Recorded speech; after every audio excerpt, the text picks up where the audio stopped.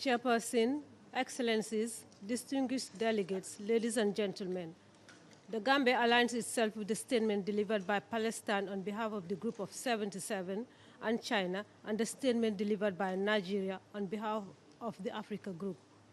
At the onset, I would like to congratulate the Chair on his appointment as Chair of the 52nd session of the Commission on Population and Development.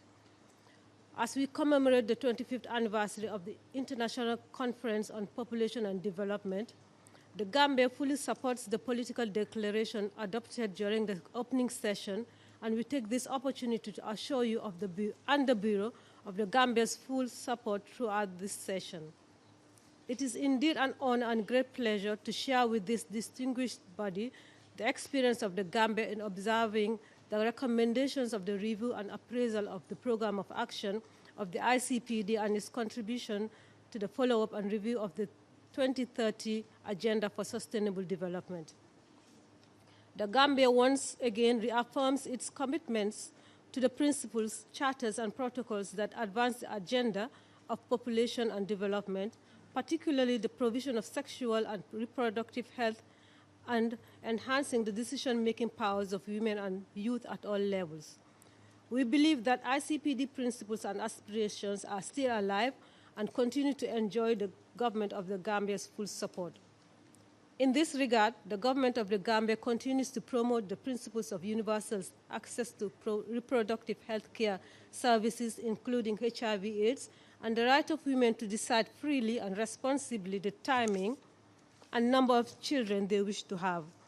We have indeed recognized that universal access to reproductive health care and services such as family planning, information, and education, including HIV/AIDS, are a prerequisite for the attainment of the 2030 Agenda.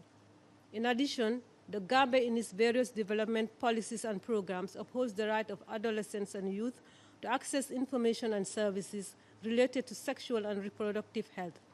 This includes education on harmful traditional practices such as FGM.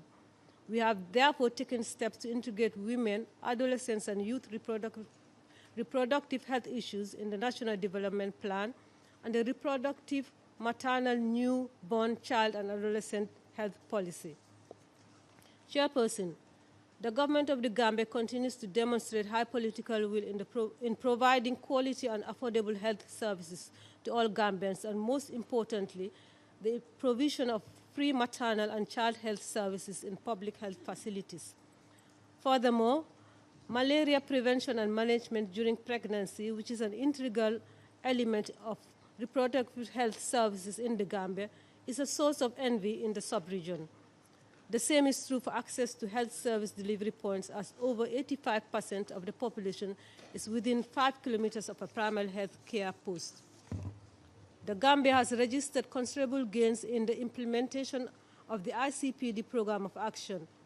Notable among the key achievements are the impressive improvement in girls' education, women's empowerment and economic development, and government support to national population and housing censuses and surveys such as the Demographic and Health Survey, MICs, etc., and reduction in poverty across all levels.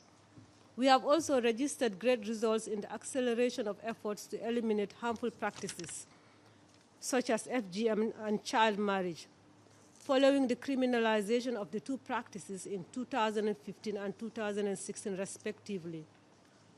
Women in the Gambia actively take part in all human endeavors, from the household to the farms, to occupying top decision-making positions, which have significantly contributed to their meaningful participation and agency to engage in public life.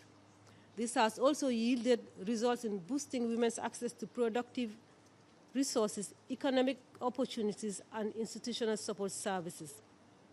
The government of the Gambia continues to recognize the importance of South-South cooperation in population and development, which has great potentials for the smooth transfer of technology, skills, and the sharing of best practices and lessons learned in the area of reproductive health, population and development with all the PPD member countries.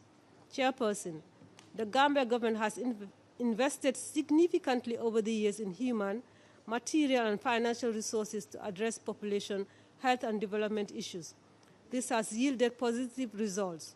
For example, total fertility rate has declined from 6.01% to 5.6% from 1993 to 2013.